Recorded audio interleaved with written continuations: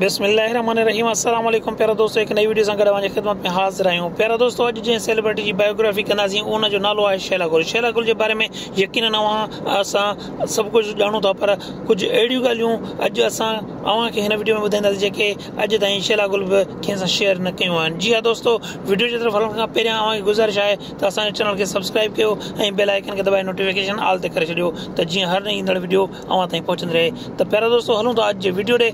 जी हाँ दोस्तों, शैला गुल जो कुछ ॻाल्हियूं अहिड़ियूं आहिनि जेके शैला गुल अॼु ॾींहं ताईं कंहिं सां शेयर न कयूं आहिनि, जेके असां अॼु हिन वीडियो में शेयर करण वारा आहियूं। शैला गुल जो असल शहर मटियारी न आहे, पर असल शहर शैला गुल जो जेको आहे उहो मोरो आहे। मोरे शहर में शैला गुल जी मदर ऐं शैला गुल जो पीउ रहंदा हुया। शैला गुल जी मदर हिकु प्राइमरी स्कूल टीचर हुई।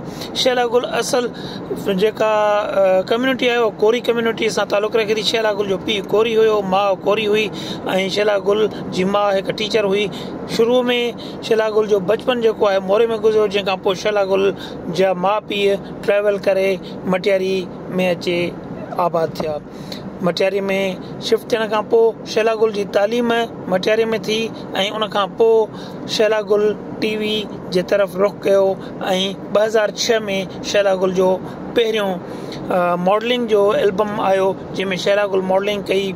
उन खां पोइ शैला गुल खे एतिरो त पसंदि कयो वियो जो शैला गुल मॉडलिंग जे दुनिया में ॾाढी पॉपुलर थींदी वई। शैला गुल आहिस्ता आहिस्ता मॉडलिंग एक्टिंग करण सां गॾोगॾु पाण सिंगिंग शुरू कई, जंहिंमें बि शैला गुल खे ॾाढी मक़बूलियत मिली ऐं शैला गुल जा चंद एल्बम जेके तमामु घणा सुपर हिट थिया ऐं शैला गुल खे हिकु गाने चुप चुप चुप जे करे एवॉर्ड पिणु मिलियो। शैला गुल हिकु बहितरीन पर्सनैलिटी रखंदड़, बहितरीन लुक रखंदड़ हिकु औरत आहे।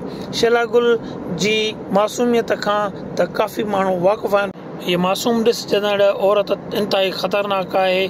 शैला गुल जे बारे में चयो वञे तो शैला गुल जो बचपन इंतहाई शरारती ऐं ॾाढो चुलबुले अंदाज़ में गुज़रियो। शैला गुल तमामु घणी शरारती हूंदी हुई। शैला गुल शरारतुनि जे करे काफ़ी भेरा पंहिंजी माउ खां सज़ाऊं पिणु खाधियूं ऐं शैला गुल हिन महिल बि काफ़ी मज़ाहिया ऐं रोमांटिक क़िस्म जी औरत आहे। शैला गुल जूं 3 शादियूं थियूं आहिनि। शैला गुल जी पहिरीं शादी मटियारी में थी वई हुई, जंहिं मां शैला गुल खे हिकु छोकिरी आहे। उन खां पोइ शैला गुल उन हस्बैंड खां तलाक वरिती, जंहिंखां पोइ शैला गुल हिकु ॿी शादी शोबिस जे हिकु पर्सन सां कई, जंहिंजी असल कास्ट आगाणी आहे।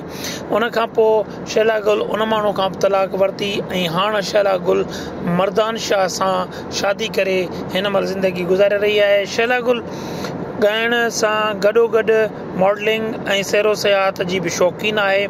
शैला गुल हिकु खां 2 दफ़ा दीन ॾांहुं माइल बि थी आहे। शैला गुल बाज़ाब्ता तौर ते ऐलान कयो त मां हाणे सोशल मीडिया या मीडिया सां तालुक़ु न रखंदमि ऐं मां पंहिंजी इबादत में पंहिंजी बक़ाया ज़िंदगी गुज़ारींदमि। पर शैला गुल पंहिंजी हिन ज़बान ते क़ाइमु न रही सघी।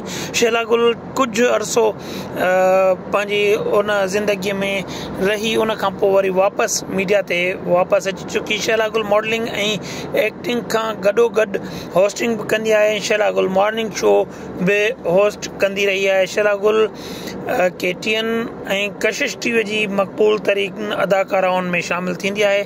शैला गुल जो कैरियर स्कैंडल्स सां फुल आहे। शैला गुल ख़बरुनि में रहणु ख़ूब ॼाणे थी।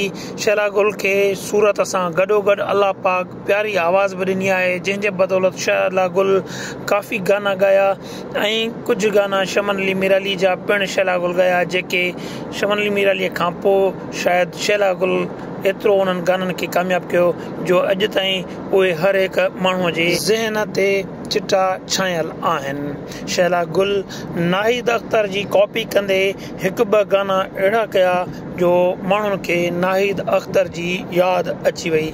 नाहिद अख्तर जेको उर्दू ॻाइणी हुई, शैला गुल उन ई अंदाज़ में सिंधी गाना ॻाया, जंहिंखे सिंधी ॾिसंदड़नि ॾाढो पसंदि कयो ऐं शैला गुल जी ॾाढी तारीफ़ पिणु कई।